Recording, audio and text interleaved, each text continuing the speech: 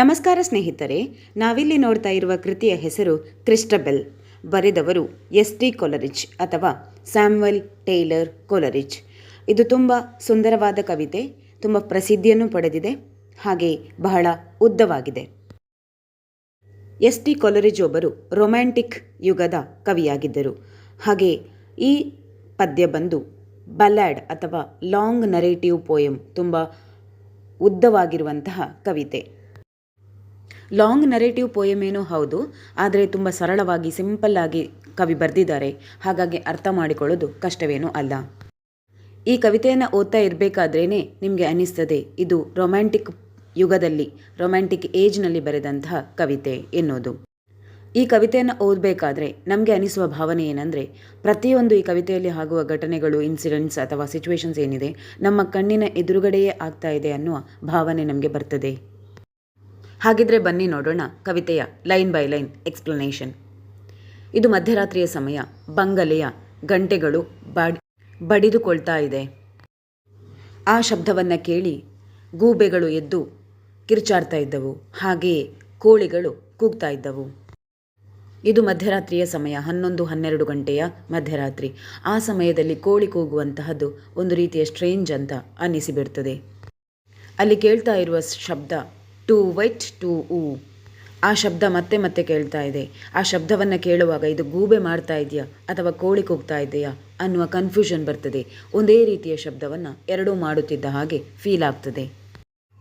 ಅವುಗಳು ಕೂಡ ಡ್ರೌಸಿಯಾಗಿದೆ, ಅಂದರೆ ನಿದ್ದೆ ಬರುವ ಮಂಪರಿನಲ್ಲಿದೆ. ಅಲ್ಲಿ ಸರ್ ಲಿಯೋನೆಲ್ ಅನ್ನುವ ರಿಚ್ ವ್ಯಕ್ತಿಯೊಬ್ಬ ಇದ್ದ.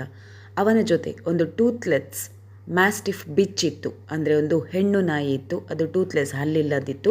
ಅವನು ತುಂಬ ರಿಚ್ ವ್ಯಕ್ತಿ ಕೂಡ ಆಗಿದ್ದ. ಮ್ಯಾಸ್ಟಿಫ್ ಅಂದರೆ ಒಂದು ರೀತಿಯ ದೊಡ್ಡ ಜಾತಿಯ ನಾಯಿ. ಆ ಬಿಚ್ ಅಥವಾ ನಾಯಿ ಬಂದು ಅದರ ಕೆನಲ್, ಅಂದರೆ ನಾಯಿಯ ಗೂಡು ಏನಿರ್ತದೆ ಅದರಲ್ಲಿ ಹಾಕಿರುವಂತಹ ಕಲ್ಲಿನ ಅಡಿಯಲ್ಲಿ ಕೂತ್ಕೊಂಡಿದೆ. ಈ ನಾಯಿ ಅಲ್ಲಿ ಕೇಳ್ತಾ ಇರುವ ಗಂಟೆಯ ಶಬ್ದಕ್ಕೆ ಜವಾಬು ಕೊಡ್ತಾ ಇದೆ. ಅಲ್ಲಿ ಯಾವಾಗ 4ಗೆ 1/4 ಶಬ್ದ ಆಗ್ತದೆ, ಅದಕ್ಕೆ ಈ ನಾಯಿ ಕೂಡ ಆ ಶಬ್ದಕ್ಕೆ ರಿಪ್ಲೈ ಆಗಿ ಬೊಗಳಲಿಕ್ಕೆ ಆರಂಭಿಸ್ತದೆ. ಯಾವಾಗ 12 ಗಂಟೆ ಆಗುತ್ತೆ, ಆಗ ಅದು ಕೂಡ 12 ಸಲ ಕೂಗಲಿಕ್ಕೆ ಆರಂಭಿಸ್ತದೆ. ಆ ಸಮಯ ಹೇಗಿತ್ತಂದರೆ ಚಂದ್ರ ಹೊಳೆಯುತ್ತಿದ್ದ, ಹಾಗೆ ಮಳೆಯೂ ಬರ್ತಾ ಇತ್ತು. ಈಗ ಬಿಚ್ಚದ ನಾಯಿ 16 ಸಲ ಕಿರಿಚಲಿಕ್ಕೆ ಅಥವಾ ಬೊಗಳಲಿಕ್ಕೆ ಆರಂಭಿಸ್ತದೆ. ಈ ಶಬ್ದಗಳಿಂದಾಗಿ ಆ ಬಂಗಲೆಯಲ್ಲಿದ್ದ ಜನಗಳಿಗೆ ತುಂಬ ಕಿರಿಕಿರಿ ಅನ್ನಿಸ್ತದೆ.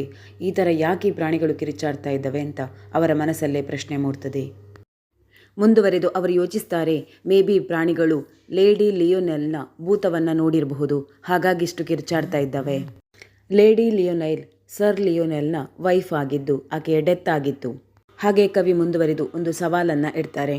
ಆ ರಾತ್ರಿ ಬಹಳ ಚಳಿಯಿಂದ ಕೂಡಿತ್ತು ಮತ್ತು ತುಂಬ ಕತ್ತಲಾಗಿತ್ತೆ. ಹಾಗೆ ಅವರು ಅದಕ್ಕೆ ಉತ್ತರವನ್ನು ಕೂಡ ಕೊಡ್ತಾರೆ. ತುಂಬ ಚಳಿಯಿಂದ ಕೂಡಿತ್ತು, ಆದರೆ ಕತ್ತಲು ಆವರಿಸಿರಲಿಲ್ಲ. ಆಕಾಶದಲ್ಲಿ ಒಂದು ಗ್ರೇ ಕಲರ್ನ ಬೃಹತ್ ಗಾತ್ರದ ಮೋಡ ಕವಿದಿತ್ತು. ಅಷ್ಟು ಬೃಹತ್ತಾದ ಮೋಡವಾಗಿದ್ದರೂ ಪೂರ್ಣ ಆಕಾಶವನ್ನು ಕವರ್ ಮಾಡೋದು ಸಾಧ್ಯ ಆಗಿರಲಿಲ್ಲ. ಆಕಾಶದ ಕೆಲವು ಭಾಗವಷ್ಟೇ ಕವರ್ ಆಗಿತ್ತು. ಚಂದ್ರ ಪೂರ್ಣವಾಗಿ ಕಾಣ್ತಾ ಇದ್ದ, ಆದರೆ ಚಂದ್ರನ ಸಣ್ಣ ಭಾಗ ಆ ಮೋಡದ ಹಿಂದೆ ಮರೆಯಾಗಿತ್ತು. ಆ ಗ್ರೇ ಕಲರ್ನ ಮೋಡದಿಂದಾಗಿ ಚಂದ್ರ ಒಂದೊಂದು ಸಲ ಸ್ಮಾಲ್ ಆಗಿ ಹಾಗೆ ಡಲ್ ಆಗಿ ಕಾಣ್ತಾ ಇದ್ದ. ಆ ರಾತ್ರಿ ಚಳಿಯಿಂದ ಕೂಡಿತ್ತು, ಹಾಗೆಯೇ ಮೋಡ ಗ್ರೇ ಬಣ್ಣದಿಂದ ಕಾಣುತ್ತಿತ್ತು. ಇದು ಏಪ್ರಿಲ್ ತಿಂಗಳ ಸಮಯವಾಗಿತ್ತು. ಸ್ಪ್ರಿಂಗ್ ಸೀಸನ್ ನಿಧಾನವಾಗಿ ಬರುತ್ತಾ ಇತ್ತು. ಲವ್ಲಿ ಲೇಡಿ ಕ್ರಿಸ್ಟಬೆಲ್ ಅವಳನ್ನು ಅವಳ ತಂದೆ ತುಂಬ ಇಷ್ಟಪಡ್ತಾ ಇದ್ರು. ಆದರೆ ಯಾವ ಕಾರಣಕ್ಕೆ ಆ ಹುಡುಗಿ ಅಷ್ಟೊಂದು ದೊಡ್ಡ ರಾತ್ರಿಯಲ್ಲಿ ಕಾಡಿಗೆ ಬಂದಿದ್ದಾಳೆ? ಆಕೆ ನಗರದಿಂದ ಸುಮಾರು 2030 ಗಜದಷ್ಟು, ಅಂದರೆ 1 ಫರ್ಲಾಂಗ್ ದೂರ ಚಲಿಸಿದ್ದಳು. ಕ್ರಿಸ್ಟಬೆಲ್ ಆ ರಾತ್ರಿ ತಾನು ಮದುವೆಯಾಗಬೇಕಾಗಿದ್ದ ಹುಡುಗನ ಕುರಿತಾಗಿ ಒಂದು ಕನಸನ್ನು ಕಂಡಿದ್ದಳು. ಆತನಿಗಾಗಿ ಪ್ರಾರ್ಥನೆ ಮಾಡುವುದಕ್ಕಾಗಿ, ಅವನ ಶ್ರೇಯಸ್ಸಿಗೋಸ್ಕರ ಪ್ರಾರ್ಥಿಸುವುದಕ್ಕಾಗಿ ಆ ಮಧ್ಯರಾತ್ರಿ ಆ ಕಾಡಿಗೆ ಬಂದಿದ್ದಳು. ಅವಳನ್ನು ಮದುವೆಯಾಗಬೇಕಾಗಿದ್ದ ಹುಡುಗ ತುಂಬ ದೂರ ಇದ್ದ. ಅವನು ಯುದ್ಧದಲ್ಲಿ ಭಾಗವಹಿಸ್ತಾ ಇದ್ದ. ಹಾಗಾಗಿ ಅವನ ಆರೋಗ್ಯ ಮತ್ತು ಯಶಸ್ಸಿಗೋಸ್ಕರ ಆಕೆ ಪ್ರಾರ್ಥಿಸುವುದಕ್ಕೋಸ್ಕರ ಆ ದಟ್ಟ ಕಾಡಿಗೆ ರಾತ್ರಿ ಹೊತ್ತಲ್ಲಿ ಬಂದಿದ್ದಳು. ಅವಳು ಯಾರಿಗೂ ಹೇಳದೆ ಕೇಳದೆ ಈ ದಟ್ಟ ಕಾಡಿಗೆ ಬಂದಿದ್ದಳು. ಹಾಗೂ ಇಲ್ಲೂ ಯಾರ ಜೊತೆಯೂ ಮಾತಾಡದೆ ಸೈಲೆಂಟಾಗಿ ಕಾಡಲ್ಲಿ ನಡೆದು ಹೋಗ್ತಾ ಇದ್ದಾಳೆ. ಆಕೆ ನಿಧಾನವಾಗಿ ಉಸಿರಾಡ್ತಾ, ನಿಧಾನವಾಗಿ ಚಲಿಸ್ತಾ ಒಂದು ಓಕ್ ಟ್ರೀ ಹತ್ರ ಬರ್ತಾಳೆ. ಆ ಮರದಲ್ಲಿ ಯಾವುದೇ ಹಸಿರು ಬಣ್ಣ ಕಾಣ್ತಾ ಇರಲಿಲ್ಲ. ಹಾಗೆ ಮಾಸ್ ಅಂದರೆ ಯಾವುದೇ ಫ್ಲಾರನ್ನು ಅದು ಬಿಡೋದಿಲ್ಲ. ಹಾಗೆ ಮಿಸಲ್ಟೋ ಅಂದರೆ ಇಲ್ಲಿ ಸಣ್ಣ ಸಣ್ಣ ಬೆರೀಸ್ಗಳು ಕಾಣಲಿಕ್ಕೆ ಸಿಗ್ತವೆ. ಈ ಮೋಸ್ ಮತ್ತು ಮಿಸೋಲ್ಟೋ ಮಾತ್ರ ಗ್ರೀನ್ ಕಲರಲ್ಲಿದ್ದು ಮತ್ತು ಪೂರ್ಣ ಮರ ಬ್ರೌನ್ ಕಲರಲ್ಲಿ ಇರ್ತದೆ. ಕ್ರಿಸ್ಟಬಲ್ ಈ ದೊಡ್ಡ ಓಕ್ ಟ್ರೀಯ ಅಡಿಯಲ್ಲಿ ಪ್ರಾರ್ಥನೆ ಮಾಡಲಿಕ್ಕೆ ನಿಂತ್ಕೊಳ್ತಾಳೆ. ಹಾಗೆ ಅಲ್ಲಿ ಕುಳಿತು ಬಿಡ್ತಾಳೆ. ತನ್ನನ್ನು ಮದುವೆಯಾಗುವ ಹುಡುಗನಿಗೋಸ್ಕರ ಶಾಂತವಾಗಿ ಪ್ರಾರ್ಥನೆ ಮಾಡಲಿಕ್ಕೆ ಆರಂಭಿಸ್ತಾಳೆ. ಸಡನ್ ಆಗಿ ಲವ್ಲಿ ಲೇಡಿ ಕ್ರಿಸ್ಟಬಲ್ ಡಿಸ್ಟರ್ಬ್ ಆಗ್ತಾಳೆ. ಪ್ರಾರ್ಥನೆ ಮಾಡ್ತಾ ಮಾಡ್ತಾ ಆಕೆ ಡಿಸ್ಟರ್ಬ್ಗೆ ಒಳಗಾಗ್ತಾಳೆ. ಅವಳ ಸುತ್ತಮುತ್ತ ಯಾರೋ ಕೂಗ್ತಾ ಇರುವ ಅಳ್ತಾ ಇರುವ ಶಬ್ದ ಅವಳಿಗೆ ಕೇಳ್ತದೆ. ಇಲ್ಲಿ ಅಳ್ತಾ ಇರುವವರು ಯಾರು, ಏನಾಗ್ತಾ ಇದೆ ಕ್ರಿಸ್ಟಬಲ್ಗೆ ಯಾವುದೂ ಗೊತ್ತೇ ಇಲ್ಲ. ಕ್ರಿಸ್ಟಬಲ್ ಈಗ ಬೃಹತ್ತಾದ ಓಕುಟ್ರಿಯ ಹಿಂದುಗಡೆ ಹೋಗಿ ನೋಡಬೇಕು, ಅಲ್ಲಿ ಯಾರಿದ್ದಾರೆ, ಅವ್ರ ಮಧ್ಯೆ ಯಾಕೆ ಅಳ್ತಾ ಇದ್ದಾರೆ ಅಂತ ಕೇಳಬೇಕು ಅಂತ ಯೋಚನೆ ಮಾಡ್ತಾಳೆ.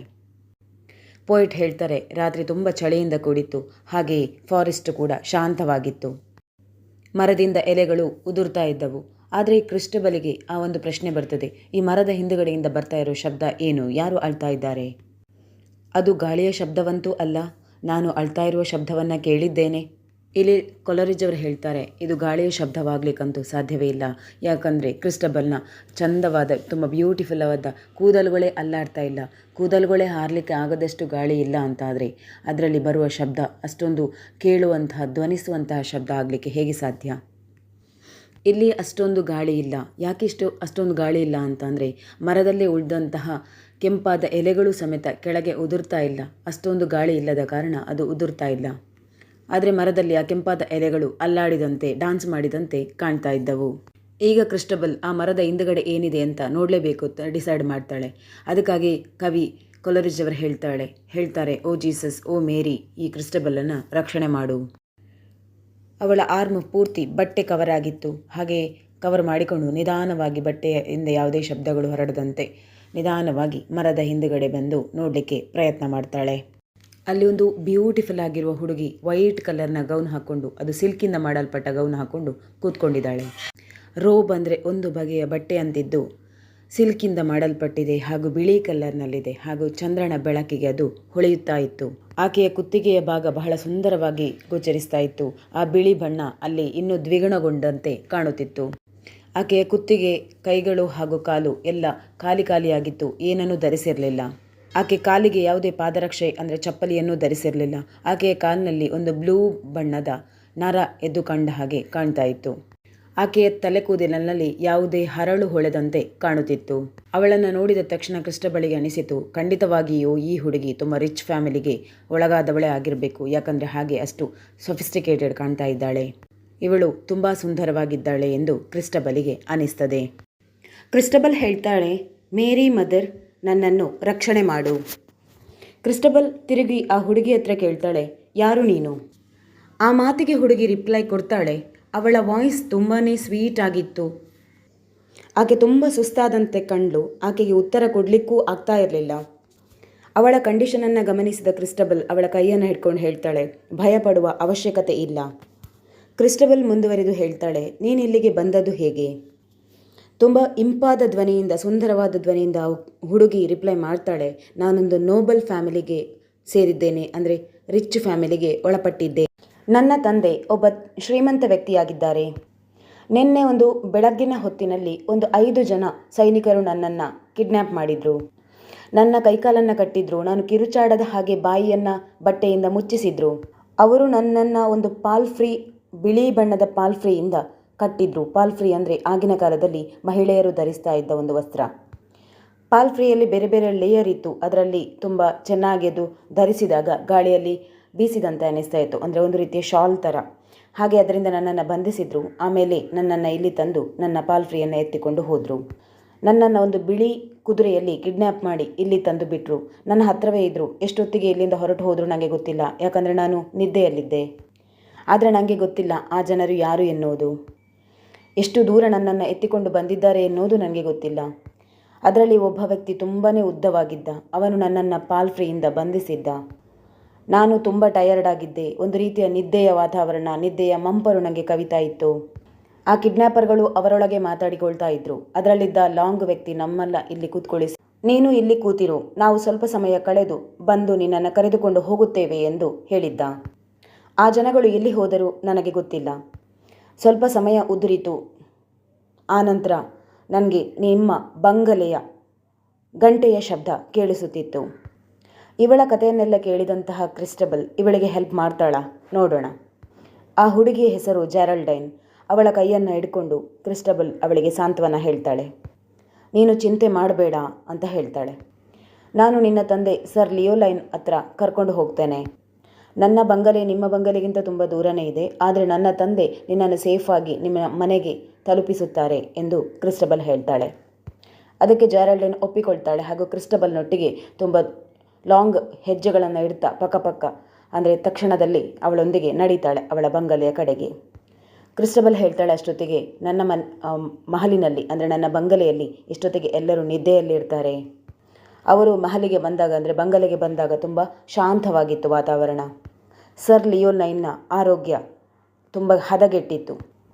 ಅವನಿಗೆ ಡಿಸ್ಟರ್ಬ್ ಆಗೋದು ಬೇಡ ಅಂತ ನಿಧಾನವಾಗಿ ಮೆಲ್ಲಗೆ ಹೆಜ್ಜೆಗಳನ್ನು ಇಡ್ತಾ ಇಬ್ಬರು ಅವರ ಕೋಣೆಯ ಕಡೆಗೆ ಹೋಗ್ತಾರೆ. ಕ್ರಿಸ್ಟಬಲ್ ಆ ಹುಡುಗಿ ಹತ್ರ ಹೇಳ್ತಾಳೆ, ಈ ರಾತ್ರಿ ನೀನು ನನ್ನ ಜೊತೆ ನನ್ನ ಕೋಣೆಯಲ್ಲಿರು. ಕ್ರಿಸ್ಟಬಲ್ ಗೋಡೆಗೆ ನೇತು ಹಾಕಿದ್ದ ಒಂದು ಕೀಲಿಯನ್ನು ತಗೊಂಡು ಬರ್ತಾಳೆ. ಅವಳ ಕೋಣೆಯ ದೊಡ್ಡ ಬಾಗಿಲಿನ ಒಳಗಡೆ ಇನ್ನೊಂದು ಸಣ್ಣ ಬಾಗಿಲಿತ್ತು. ಅದನ್ನು ಕೀಲಿ ಕೈಯಿಂದ ಓಪನ್ ಮಾಡ್ತಾಳೆ. ಅದು ಕಬ್ಬಿಣದಿಂದ ಮಾಡಲ್ಪಟ್ಟ ದೊಡ್ಡ ಬಾಗಿಲಾಗಿತ್ತು. ಜಾರಲ್ಡೈನ್ ತುಂಬಾ ಸುಸ್ತಾಗಿದ್ದ ಕಾರಣ ಅಲ್ಲೇ ಬಿದ್ದು ಬಿಡ್ತಾಳೆ.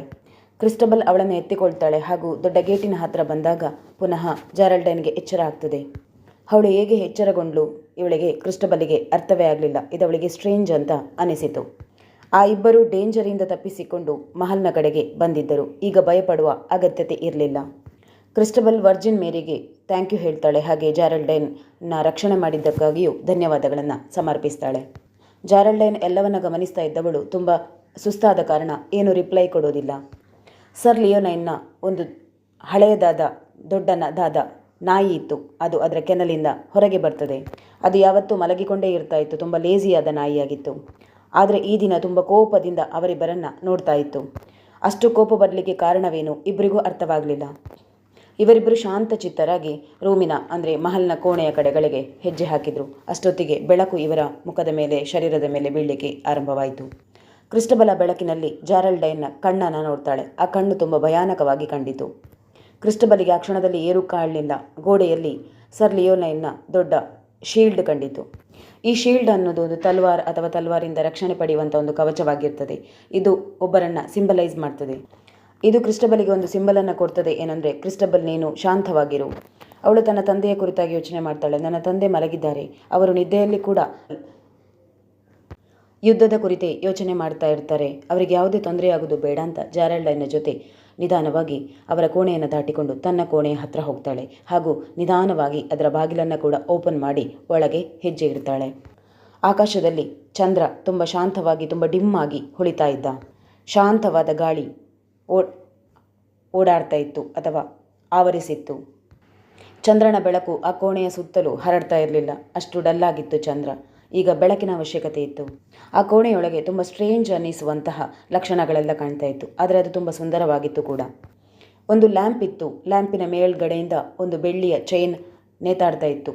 ಆ ಚೈನ್ನ ಮೇಲ್ಗಡೆ ಒಂದು ಏಂಜಲ್ನ ಪಾದಗಳಿತ್ತು. ಆ ಸಿಲ್ವರ್ನ ಲ್ಯಾಂಪ್ ನಿಧಾನವಾಗಿ ಉರಿತಾ ಇತ್ತು. ಕ್ರಿಸ್ಟಬಲ್ ಆ ಲ್ಯಾಂಪನ್ನು ಸಣ್ಣಗೆ ಮಾಡ್ತಾಳೆ, ಅಂದರೆ ಟ್ರಿಮ್ ಮಾಡ್ತಾಳೆ. ತಕ್ಷಣ ಅದನ್ನು ಬ್ರೈಟ್ ಮಾಡಿ ಇಡ್ತಾಳೆ, ಅಂದರೆ ನೇರವಾಗಿ ಆ ಲ್ಯಾಂಪನ್ನು ಹೊತ್ತಿಸ್ತಾಳೆ. ಜಾರಲ್ಡೈನ್ ತುಂಬಾ ಸುಸ್ತಾಗಿದ್ಲು. ಅವಳ ಕಂಡೀಷನ್ ಏನೇನೂ ಚೆನ್ನಾಗಿರಲಿಲ್ಲ. ಜಾರಲ್ಡೈನ್ ತಕ್ಷಣ ನೆಲದ ಮೇಲೆ ಬಿದ್ದು ಬಿಡ್ತಾಳೆ.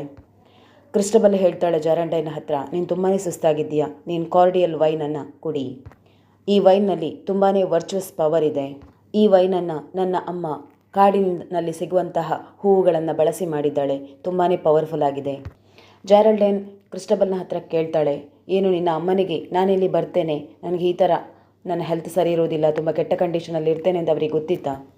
ಕ್ರಿಸ್ಟಬಲ್ ಆ ಮಾತಿಗೆ ರಿಪ್ಲೈ ಮಾಡ್ತಾ ತುಂಬ ದುಃಖದಲ್ಲಿ ಹೇಳ್ತಾಳೆ, ನನ್ನ ಅಮ್ಮನ ಡೆತ್ ಆಗಿದೆ. ನಾನು ಹುಟ್ಟುವ ಕೆಲವೇ ಕ್ಷಣಗಳ ಮೊದಲಷ್ಟೇ ನನ್ನ ತಾಯಿಯ ಡೆತ್ ಆಗಿತ್ತು. ನನ್ನ ತಾಯಿ ಸಾಯುವ ಕೊನೆ ಕ್ಷಣದಲ್ಲಿ ಕೂಡ ಹೇಳಿದ ಮಾತು ಗ್ರೇ ಹ್ಯಾರ್ಡ್ ಫ್ರೈಯರ್ ಅಂತ. ಆ ರಾತ್ರಿಯಲ್ಲಿ ಕೂಡ ಕ್ಯಾಸಲ್ನ ಬೆಲ್ ಶಬ್ದ ಕೇಳುತ್ತಾ ಇತ್ತು. ಕ್ರಿಸ್ಟಬಲ್ ಮುಂದುವರಿದು ಹೇಳ್ತಾಳೆ, ನನ್ನ ತಾಯಿ ನನ್ನೊಂದಿಗೆ ಹೇಳಿದ್ದರು, ನಾನು ಯಾವುದೇ ಕ್ಷಣದಲ್ಲಿ ಕೂಡ ನಿನ್ನನ್ನು ಗಾರ್ಡ್ ಮಾಡುತ್ತಾ ಇಡ್ತೇನೆ ಎಂದು. ಕ್ರಿಸ್ಟಬಲ್ ಮುಂದುವರಿದು ಹೇಳ್ತಾಳೆ, ನನ್ನ ಅಮ್ಮ ಪ್ರತಿ ಕ್ಷಣದಲ್ಲಿ ಕೂಡ ನನ್ನ ಜೊತೆ ಇದ್ದೇ ಇರ್ತಾರೆ. ಜಾರಲ್ಡೈನ್ ಒಂದು ವಿಚಿತ್ರವಾದ ಧ್ವನಿಯಲ್ಲಿ ಹೇಳ್ತಾಳೆ, ನನ್ನ ಹತ್ರ ಆತ್ಮಗಳನ್ನು ದೂರ ಮಾಡುವ ಶಕ್ತಿ ಇದೆ. ಜಾರಲ್ಡೈನ್ ಆತ್ಮಗಳಿಗೆ ಪೀಕ್ ಆ್ಯಂಡ್ ಪೈನ್ ಅಂತ ಆರ್ಡರ್ ಮಾಡ್ತಾಳೆ.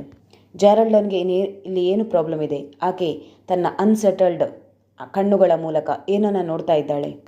ಜಾರಲ್ಡೈನ್ ತನ್ನ ವಿಚಿತ್ರವಾದ ಧ್ವನಿಯಲ್ಲಿ ಹೇಳ್ತಾಳೆ, of wandering mother, of woman of, this hour is mine, ದೋ thou Har guardian spirit B, O of woman of, ಟಿಸ್ given to me. ಜಾರಲ್ಡೈನ್ ಆ ವೈಲ್ಡ್ ಫ್ಲಾರಿಂದ ಮಾಡಿದಂತಹ ಶರಾಬನ್ನು ಕುಡಿತಾಳೆ. ಈಗ ಅವಳ ಕಣ್ಣಲ್ಲಿ ಒಂದು ಹೊಳಪು ಕಾಣ್ತದೆ. ತುಂಬ ಹೊಳಿತಾ ಇದ್ದ ಕಣ್ಣುಗಳನ್ನು ಒಳಗೊಳ್ತಾಳೆ. ಹಾಗೆ ನೆಲದ ಮೇಲೆ ಬೀಳ್ತಾಳೆ. ಮತ್ತೆ ಆ ಕ್ಷಣದಲ್ಲಿ ಪುನಃ ಎದ್ದು ನಿಂತು ತುಂಬ ಸುಂದರವಾಗಿ ಕಾಣ್ತಾಳೆ. ಈಗ ಅವಳು ಯಾವುದೋ ಹೊಸತಾದ ದೇಶದಿಂದ ಬಂದ ಹಾಗೆ ಕಾಣ್ತಾ ಇದ್ಲು. ಕ್ರಿಸ್ಟಬಲ್ನ ಕಡೆ ತಿರುಗಿ ಹೇಳ್ತಾಳೆ, ಹೋಲಿ ಸ್ಪಿರಿಟ್ಗಳು ಆಕಾಶದಲ್ಲಿ ನೆಲೆಗೊಂಡಿದೆ ಹಾಗೂ ನಿನ್ನನ್ನು ತುಂಬ ಹರಸ್ತವೆ, ಬ್ಲೆಸ್ ಮಾಡ್ತವೆ. ನೀನು ಕೂಡ ಹೋಲಿ ಕ್ರಿಸ್ಟಬಲ್ ಆಗಿದ್ದಿ. ನೀನು ನನಗೆ ಇಷ್ಟೊಂದು ಸಹಾಯವನ್ನು ಮಾಡಿದ್ದಿ. ನಾನು ನಿನಗೆ ಸಹಾಯವನ್ನು ಮಾಡ್ತೇನೆ ಅಂತ ಹೇಳ್ತಾಳೆ. ಜಾರಲ್ಡೈನ್ ತನ್ನ ಮಾತನ್ನು ಮುಂದುವರಿಸ್ತಾ ಹೇಳ್ತಾಳೆ, ಈಗ ನಿನ್ನ ಬಟ್ಟೆಗಳನ್ನೆಲ್ಲ ಬಿಚ್ಚಿ ಮಲಗಲಿಕ್ಕೆ ಬಾ. ಜಾರಲ್ಡೈನ್ ಏನು ಹೇಳಿದ್ದು ಹಾಗೆಯೇ ಕ್ರಿಸ್ಟಬಲ್ ಅದನ್ನು ಕೇಳಿ ಹಾಗೆಯೇ ಫಾಲೋ ಮಾಡ್ತಾಳೆ. ಈಗ ಕ್ರಿಸ್ಟಬಲ್ನ ತಲೆಯಲ್ಲಿ ಒಂದಷ್ಟು ವಿಷಯಗಳು ಬಂದು ಹೋಗ್ತವೆ. ಅದರಲ್ಲಿ ಒಳಿತು ಇತ್ತು, ಕೆಡುಕು ಇತ್ತು. ಅವಳು ಒಂದು ಕ್ಷಣ ತನ್ನ ಕಣ್ಣನ್ನು ಮುಚ್ತಾಳೆ. ಮತ್ತು ಪುನಃ ಕಣ್ಣನ್ನು ತೆರೆದು ಸಡನ್ನಾಗಿ ಎದ್ದು ಕೂತ್ಕೊಂಡು ಜಾರಲ್ಡೈನ್ ಕಡೆ ನೋಡ್ತಾಳೆ. ಜಾರಲ್ಡೈನ್ ಕೂಡ ಅನ್ಡ್ರೆಸ್ ಆಗ್ತಾ ಇದ್ಲು. ಕ್ರಿಸ್ಟಬಲ್ ಜಾರಲ್ಡೈನ್ ಕಡೆ ನೋಡ್ತಾ ಇರಬೇಕಾದ್ರೆ ಆಕೆ ತನ್ನ ಕಣ್ಣನ್ನು ಹೊರಳಿಸ್ತಾ ಇದ್ಲು. ಇಲ್ಲಿ ಕವಿಯಾದ ಕೊಲರಿಜ್ ಹೇಳ್ತಾರೆ, ಕ್ರಿಸ್ಟಬಲನ್ನು ಪುನಃ ರಕ್ಷಣೆ ಮಾಡುವ ಅಗತ್ಯತೆ ಇದೆ. ಜಾರಲ್ಡೈನ್ ಯಾವ ಮಾತನ್ನು ಮಾತಾಡ್ತಾ ಇರೋದಿಲ್ಲ. ಬಟ್ ಒಂದು ವಿಚಿತ್ರವಾದ ನೋಟವನ್ನು, ದೃಷ್ಟಿಯನ್ನು ಆಕೆ ಕಡೆ ಬೀರ್ತಾ ಇದ್ಲು. ಏನೂ ಮಾತನಾಡದೆ ಕ್ರಿಸ್ಟಬಲ್ನ ಹತ್ರ ಬಂದು ಮಲಗ್ತಾಳೆ. ಅವರಿಬ್ಬರು ಯಾವುದೋ ಯಾವ ಮಾತನ್ನು ಹೇಳಿದ್ರು ಅಂತ ಕವಿ ಇಲ್ಲಿ ಹೇಳೋದಿಲ್ಲ. ಇದರೊಂದಿಗೆ ಈ ಕೃತಿಯ ಪಾರ್ಟ್ 1 ಮುಗಿಸ್ತೇನೆ. ಮುಂದೆ ಸಾಧ್ಯ ಆದರೆ ಪಾರ್ಟ್ 2 ಮಾಡುವ ಪ್ರಯತ್ನವನ್ನು ಮಾಡ್ತೇನೆ. ಈ ವಿವರಣೆ ನಿಮಗೆ ಎಕ್ಸಾಮಿಗೆ ತುಂಬ ಹೆಲ್ಪ್ಫುಲ್ ಅನಿಸಿರ್ಬೋದು. ದಯವಿಟ್ಟು ಚಾನಲ್ ಸಬ್ಸ್ಕ್ರೈಬ್ ಮಾಡೋದನ್ನು ಮರಿಬೇಡಿ. ವಿಡಿಯೋಗೊಂದು ಲೈಕ್ ಕೊಡಿ. ಹೇಗಿತ್ತು ಅನ್ನೋದನ್ನು ಕಮೆಂಟ್ ಬಾಕ್ಸಲ್ಲಿ ಕಮೆಂಟ್ ಮಾಡಿ ತಿಳಿಸಿ. ನನ್ನ ಪರಿಶ್ರಮಕ್ಕೆ ನಿಮ್ಮ ಪ್ರೋತ್ಸಾಹ ಹೀಗೆ ಇರಲಿ. ಧನ್ಯವಾದಗಳು.